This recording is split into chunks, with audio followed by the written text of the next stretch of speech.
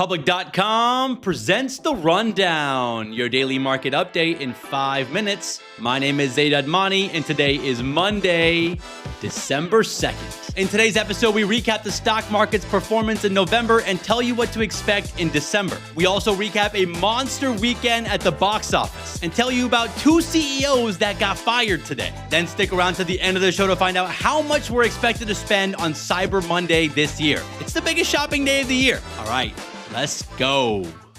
Last week, the stock market continued to rally. Despite no trading on Thursday and only half-day trading on Friday, all 3 major indices finished in the green, with the S&P and Dow closing at record highs. We also closed out the month of November, which was a pretty strong month for stocks. The NASDAQ was up 6.2%. The S&P 500 was up 5.7%, making November the best month of the year for the S&P. And the Dow Jones did the best overall, up 7.5%.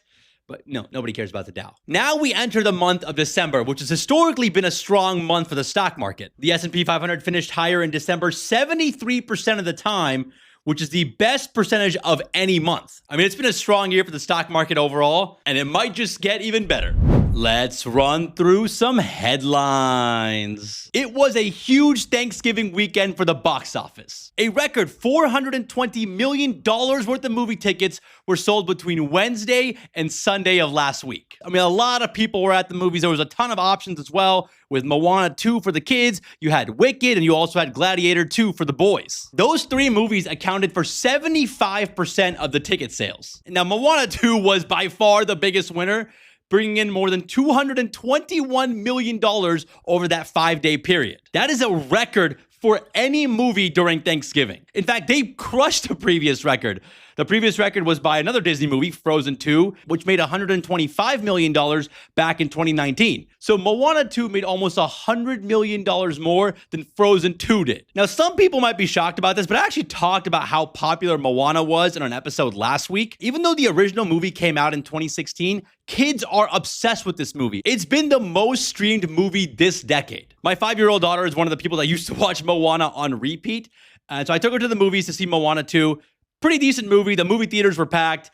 And yeah, we had a good time. And I actually went to an AMC. So shout out to all the AMC bag holders that are still holding on. Disney has got to be loving this though. Because remember, over the summer, they had a huge hit in Inside Out 2 and Deadpool. And now Moana 2 looks to be an absolute juggernaut during the holidays. Let's shift gears and talk a little tech because we just got some breaking news this morning. Intel CEO Pat Gelsinger is stepping down. This probably shouldn't be that shocking, because Intel has really struggled this year. Their shares have dropped nearly 50% year to date, while their competitors like Nvidia continue to crush it. For example, Intel reported a 6% decline in sales in Q3, while Nvidia's sales nearly doubled. So Intel is a mess right now. They are going through a restructuring where they plan to spin off their manufacturing business into an independent business unit or maybe an independent publicly traded company.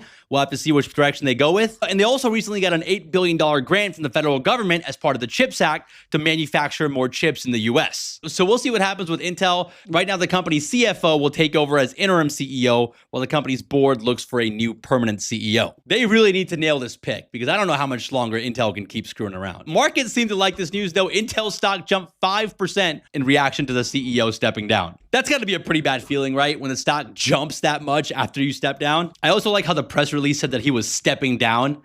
I mean, come on, dude probably got fired. And speaking of tech drama, we got some beef between Elon Musk and OpenAI. Elon Musk has asked a federal court to block OpenAI from becoming a for-profit company. Now, the reason he's doing this is because that OpenAI is trying to block their investors from investing in their competition. And Elon Musk also has an AI company that he calls xAI. And he claims that OpenAI's request to their investors to not invest in their competition is anti-competitive behavior. So now he's getting his lawyers involved. I mean, Elon has been beefing with OpenAI pretty much all year. Elon filed a lawsuit against OpenAI earlier this year, claiming that they violated federal racketeering laws, and now he's claiming that they're violating antitrust laws. He's not a big fan of OpenAI anymore, even though he was one of the original co-founders and first investors in the company back in 2015. He ended up leaving the company in 2018. Elon Musk claims that he was swindled into thinking that OpenAI would remain a non-profit when he originally invested. But he's saying that he was deceived by OpenAI's founder, Sam Altman. So we'll see where all these lawsuits go. It doesn't seem like these lawsuits are having any impact on OpenAI so far because OpenAI did raise more than $6 billion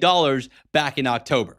Let's talk about some stocks making moves today. Shares of the Gap are up this morning after JP Morgan upgraded their price target for this company to $30 a share. The clothing retailer is in the middle of a turnaround right now. The company reported solid earnings a couple weeks ago. Shout out to their new CEO, Richard Dixon, for turning the company around and for having a pretty cool name. But yeah, JP Morgan sees some upside in the stock, and shares of the Gap are up around 5% this morning, trading around $25 a share. Tesla also got an upgrade this morning from the investment bank Stifel. The bank is raising the price target for Tesla to $411 a share. The bank's analysts are bullish on Tesla's self-driving tech and the rollout of their robo-taxis. Shares of Tesla jumped around 2% this morning in reaction to this upgrade and are currently trading around $350 a share. Now, on the flip side, it's a tough morning for car manufacturer Stellantis after their CEO, Carlos Tavares, announced that he was stepping down. He's been the CEO of Stellantis since January of 2021, and things haven't been so great. Now, Stellantis is one of the biggest car makers in the world. They make cars like Jeeps,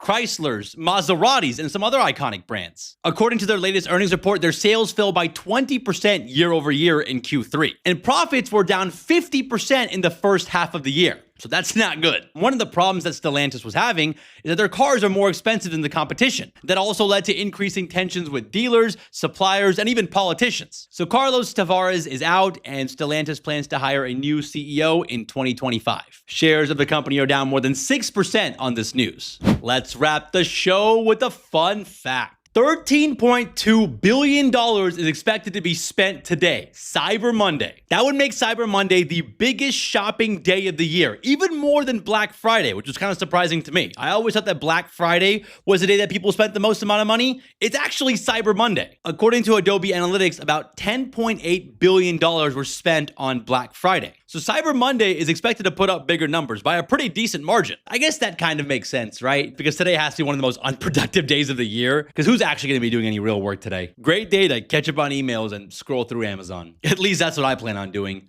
even though I did do a lot of damage on Black Friday, so I don't know how much more I can spend on Cyber Monday. Well, all right, guys, that's the rundown for today. Hope you guys enjoyed today's episode. I thought it might be a slow week, but we already have 2 CEOs getting fired, so who knows what the rest of the week might have to bring. So make sure you guys are tuning in every day for these quick market recaps. And if you guys enjoyed the show, consider giving us a 5-star rating on Apple and Spotify. Leave a comment on Spotify, leave a comment on YouTube, vote in today's Spotify poll.